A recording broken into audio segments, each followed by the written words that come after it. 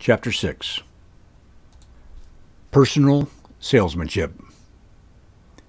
Despite my success, there came a time with Swift & Company when my advertising appeal lost all its persuasiveness. Cottolene cut prices. One of our largest fields was with bakers. They knew Cottasuet to be identical with Cottolene, and they refused to pay a higher price.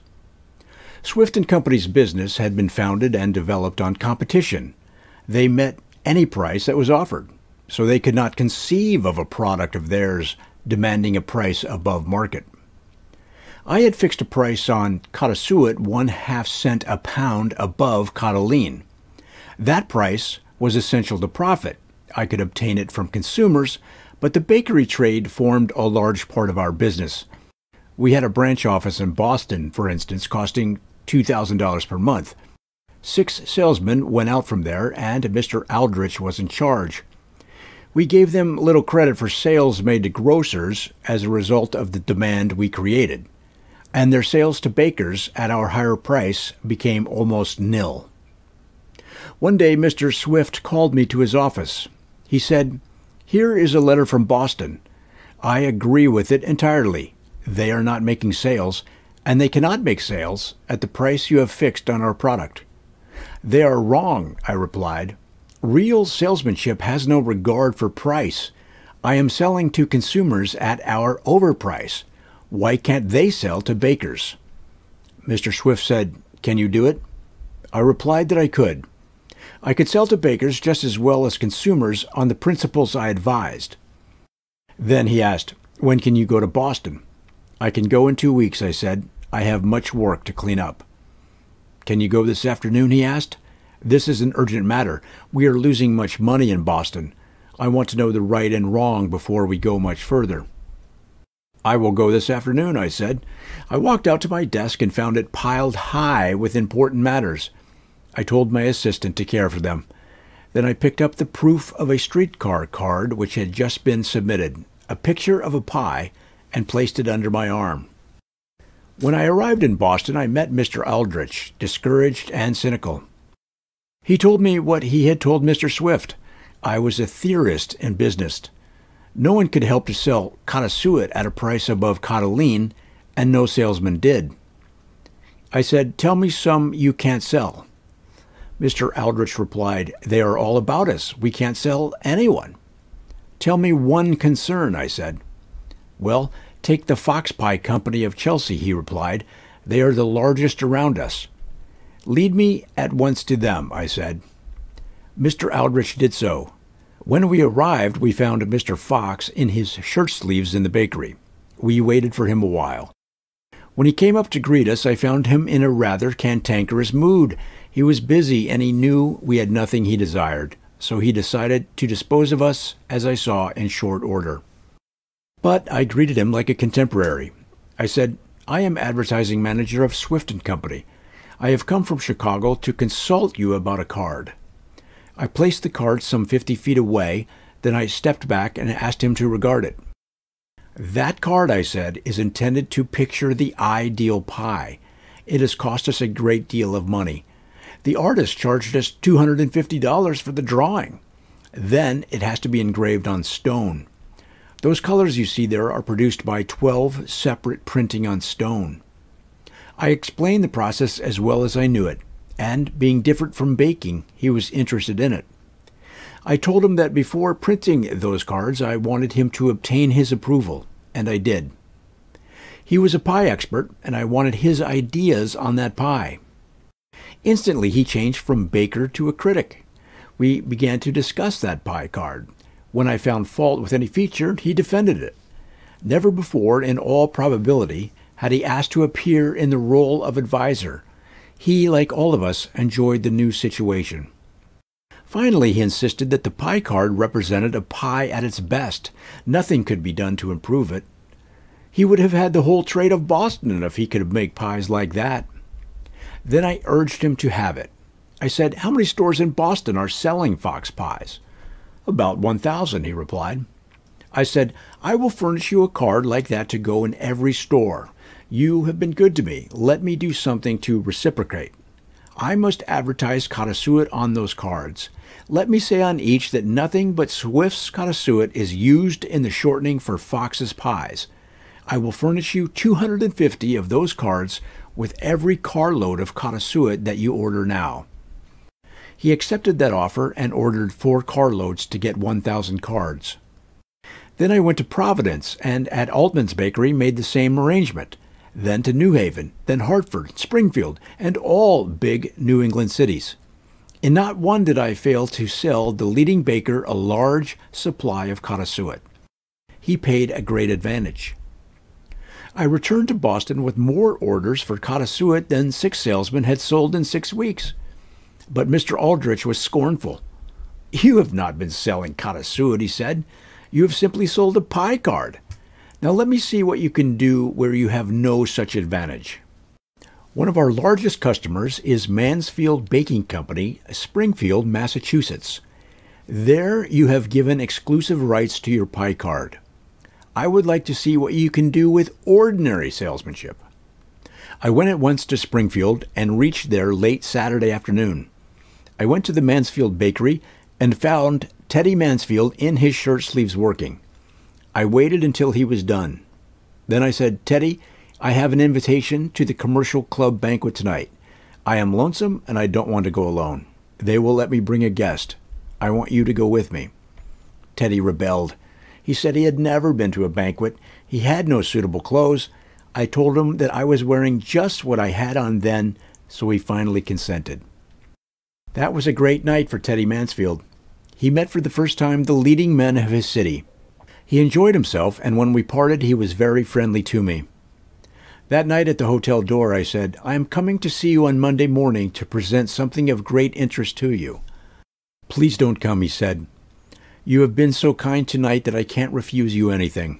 But I am loaded with Kata Suet. I have 40 tierces in my cellar, and I cannot afford to use them, as you know. I shall be glad to see you, but don't ask me to buy Kata Suet." On Monday morning, I found Teddy Mansfield, as usual, in his shirt sleeves. I said, "Teddy, I don't want to talk Kata Suet to you, but I have a proposition. I am advertising manager of Swift & Company. I can do in some way what no one else can do. You are known in Springfield, but nobody knows you outside. I want to suggest a way to advertise Mansfield's Pies all the way from here to Chicago." Then I unfolded my plan. If he would order 2 carloads of Kata Suet, I would place a sign on both sides of the cars. That sign would announce that all that Kata Suet was to be used in Mansfield's Pies in Springfield, Massachusetts. Not on one side of the car, I said, but on both sides, so everyone for 900 miles on both sides of the track will know you. That idea appealed to Teddy, as like ideas have appealed to countless advertisers before and since. It was folly, some say, but no more folly than all the ideas of keeping your name before the people. Teddy typified the average advertiser of those days in his desire simply to spread his fame. He accepted my offer, and in 1 week the cars arrived. I was there to greet with him. I have rarely seen a man so pleased as was Teddy Mansfield when he saw those cars with signs which had advertised Mansfield's Pies, all the 900 miles from Chicago. I had sold more Kata Suet in 1 week than 6 salesmen had sold in 6 weeks. Not one buyer had complained about the price. Mr. Swift wired me to fire the whole Boston force, but I asked him to wait until I returned and explained my methods to him. When I met Mr. Swift, I said, "I did not sell Kata Suet, did not talk Kata Suet. I sold pie cards and schemes, and Kata Suet went with them." "Then I wish you would teach our other men to do that." "It cannot be taught," I replied, and I am still of that opinion. The difference lies in the basic conception of selling. The average salesman openly seeks favors, seeks profit for himself. His plea is, "Buy my goods, not the other fellow's." He makes a selfish appeal to selfish people, and of course he meets resistance. I was selling service. The whole basis of my talk was to help the baker get more business. The advantage to myself was covered up in my efforts to please him. I have always applied that same principle to advertising. I never ask people to buy. I rarely even say that my goods are sold by dealers. I seldom quote a price.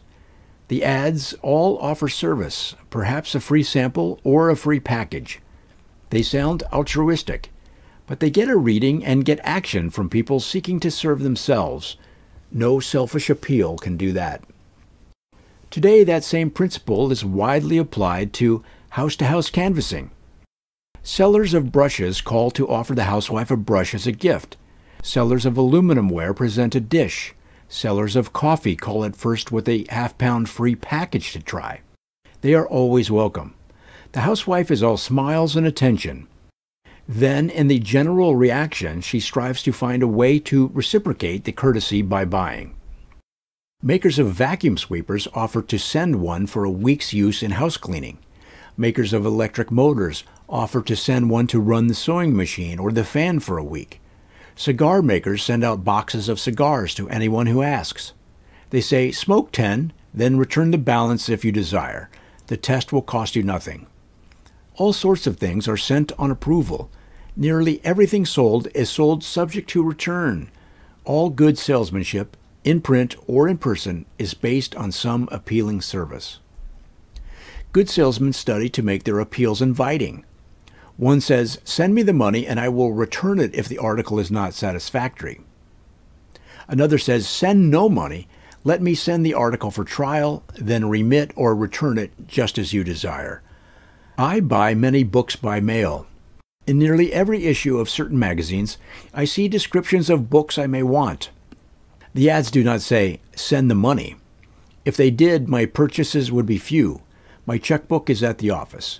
By the next day, in all probability, the book would be forgotten. But they offer to send me the book to examine. I simply mail the coupon. I tear it out at once, put it in my pocket, and mail it the next morning.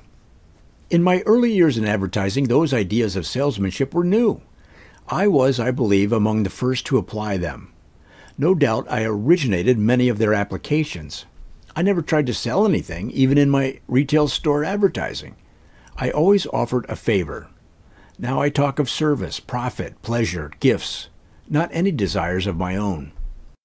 The house-to-house canvasser must apply these principles, else his sales are limited. So must the mail-order advertiser, whose results are known. But the advertiser who proceeds without knowing results often ignores these principles. Everywhere we see advertisers merely crying a name. They say, buy my brand. Be sure to get the original. Their whole evident desire is some selfish advantage. Such advertising may sometimes pay to an extent, but it can never pay like appeals which appear unselfish. But Swift & Company refused to give anything away. I could never sample their products. We advertised wool soap, washing powder, breakfast sausage, hams and bacon and butterine, and we were reasonably successful. But I came to realize that under their restrictions, any real success was impossible. All the years since have confirmed my opinion. The packers make many lines which can be profitably advertised, but I do not know of an advertising success made by a packing house, with the possible exception of Cudahy's Dutch Cleanser. There were special reasons for that. All their advertising opportunities have been lost through selfishness. They were bred in the idea that business is a fight, that sales must be forced, that competition must be undersold. Their ideas have been modified materially, but never so much as to make any packer an advertiser. That is, no advertising success in the packing line that I know of matches the opportunity. In my day in the stockyards, almost all my conceptions of selling in print were taboo. I saw that I had to escape those restrictions to accomplish my ambitions, so I began to look about.